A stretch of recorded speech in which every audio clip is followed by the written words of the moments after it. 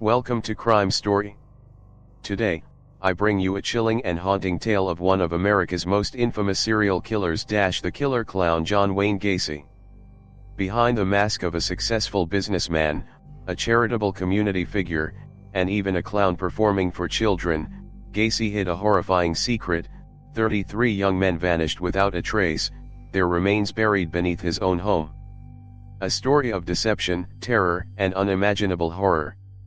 If you find this story intriguing, don't forget to like the video and subscribe to the channel to support us in bringing more gripping crime stories your way. Now, let's dive into the story. Chicago, 1942.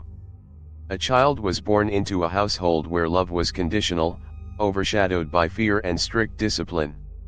John Wayne Gacy grew up under the dominance of his father, a hardened war veteran whose expectations were rigid and unforgiving. To him, John was weak, a disappointment. Every stumble, every failure, was met with scorn. "You're useless." The words, thrown at him like daggers, cut deep, leaving wounds that would never fully heal. But it wasn't just his father's wrath that shaped him. At the age of 7, John experienced something far worse, a betrayal no child should ever endure.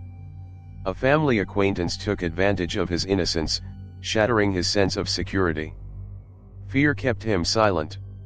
He never spoke a word, never sought help.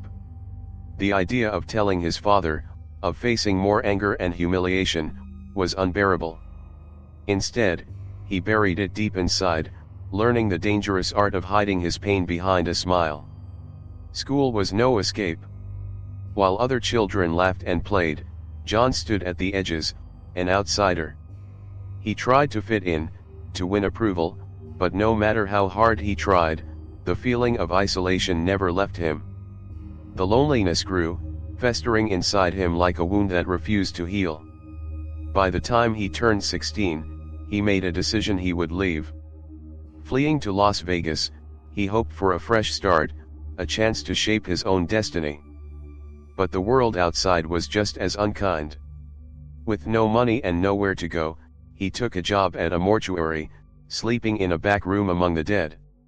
The experience was unsettling, yet strangely familiar. He was surrounded by silence, by things no one else wanted to face. Eventually, reality set in.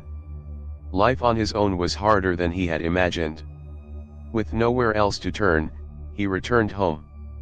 But something inside him had changed. Though his body was back in Chicago, a part of him never truly returned. A part of him had begun to detach, to see the world differently. And one day, that darkness inside him would take over completely. John Wayne Gacy had a talent, one that allowed him to move through life with ease despite the shadows of his past. He could talk his way into anything, convincing people of his charm, his reliability, his trustworthiness. By his early 20s, he had transformed himself from a troubled young man into a successful businessman. His ability to connect with others was uncanny, a skill that made him excel in sales. People liked him. People believed in him. And that belief allowed him to build a life that, on the surface, seemed flawless. Marriage was the next step in this illusion.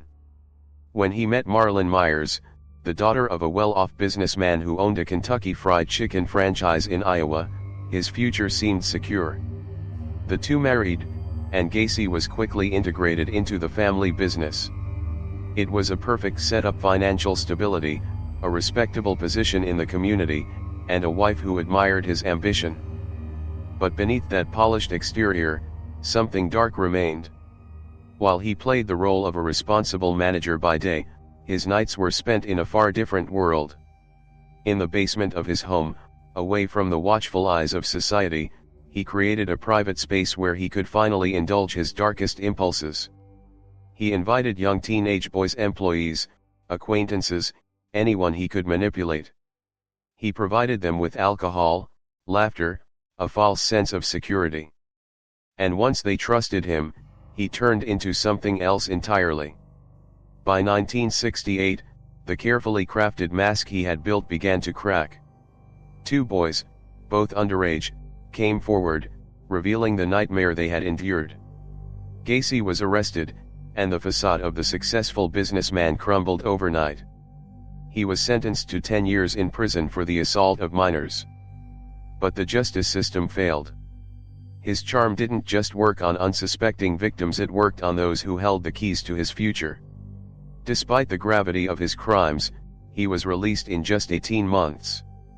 And as he walked free, the world had no idea what kind of monster had just been given a second chance. John Wayne Gacy walked out of prison not as a disgraced criminal, but as a man determined to reclaim his place in society. He returned to Chicago, moved in with his mother, and wasted no time in constructing a new version of himself, one that the world would embrace without question. He secured a job as a cook, blending into the rhythm of everyday life. But Gacy was never content with just blending in. He wanted influence, admiration, control. And soon, he found the perfect disguise. He remarried, tying the knot with Carol Hoff, a woman from his past who had recently divorced and had 2 young daughters. To the outside world, he seemed like a devoted husband, a hard-working man trying to rebuild his life. But there was always something lurking just beneath the surface. Around this time, Gacy started his own construction business, PDM Contractors, an enterprise that would not only bring him financial success but also give him access to a steady stream of young, vulnerable employees. But it was another identity that truly allowed him to move unnoticed: Pogo the Clown. A name he chose for himself, a character he designed. With his bright red nose, painted-on smile, and oversized shoes, Gacy became a fixture at charity events, fundraisers, and even political gatherings. He entertained sick children in hospitals, posed for pictures with smiling families, and performed at community parties. He didn't ask for money. He didn't seek rewards. He only wanted the attention, the trust. People saw Pogo the Clown and laughed, never questioning the man behind the face paint. But for Gacy, it was more than just an act. The mask gave him something no prison sentence had taken away: power. Underneath the bright colors and forced cheerfulness, the same predator remained. He had simply found a new way to operate, a way to get close to those who would never suspect a thing. And soon, that disguise would become the perfect cover for the horrors yet to come. By the early 1970s, John Wayne Gacy had perfected his act. By day, he was a respected businessman, the owner of a thriving construction company. But beneath the surface, his company was more than just a business, it was a hunting ground. PDM Contractors gave him access to a steady stream of young men, many of whom were in desperate need of work. They were teenagers, runaways, or simply boys looking for a fresh start. And when Gacy extended a job offer, they never suspected they were walking straight into a nightmare. The method was always the same. A friendly approach, a few drinks to celebrate their new opportunity, and then, the handcuff trick. Gacy, always the performer, would demonstrate how to escape from handcuffs, only this time, there was no escape. The moment the cuffs clicked shut, the act was over. The laughter disappeared. The predator emerged. What happened in that basement was something no one could truly comprehend. One by one, the boys vanished. The families waited for their return, but no one ever came back. And inside Gacy's home, the walls held secrets no one could hear. The air in that house was thick, suffocating, carrying a stench that no amount of cleaning could erase. He buried them, layer upon layer, beneath the floors, beneath the stairs. Until one day, there was no more space left. And when the basement could hold no more, the river became his solution. But no matter how well he hid the bodies, the truth had a way of clawing its way back to the surface. December 1978. A cold night in Chicago, yet the air inside the Piest household was far colder. A mother stood by the phone, her hands trembling as she dialed the police. Her son, Robert Piest, just 15 years old, had failed to return home. He had only stepped out for a moment, heading to meet a contractor about a job opportunity. That contractor was John Wayne Gacy. The name meant nothing to authorities at first, but as they began to dig, a pattern started to emerge, one that stretched back years. Detectives arrived at Gacy's doorstep, their suspicions sharpening. He greeted them with his usual charm, smiling as he denied any involvement. But there was something off. The house itself seemed to hold its breath. Officers noticed the way his demeanor flickered, how quickly his easygoing nature shifted to irritation when they pressed further. He was confident, but they weren't leaving. And then, there was the smell. That unmistakable, stomach-turning stench. It clung to the walls, seeped through the floors. It was decay, masked under layers of air fresheners and bleach, but impossible to hide. The officers left that night without an arrest, but they knew something was terribly wrong. Surveillance began immediately. John Wayne Gacy was no longer just a man of interest. He was their prime suspect. They just needed proof. Days passed, and the tension built. Gacy, feeling the pressure, became reckless. He drank heavily, talked too much. He even told an officer, almost as a joke, "You know, clowns can get away with murder." But the joke was over. A search warrant was secured. And when officers returned to his house, this time, they weren't leaving without answers. The moment they lifted the wooden planks of the basement floor, the horror revealed itself. One body. Then another. Then another. The crawl space beneath Gacy's home was a burial ground, layer upon layer of nightmares, hidden in the dark. The world would never look at him the same way again. The trial of John Wayne Gacy was unlike anything the nation had seen before. The courtroom was packed, families of the victims, journalists, curious onlookers, all gathered to witness the downfall of the man who had hidden in plain sight for so long.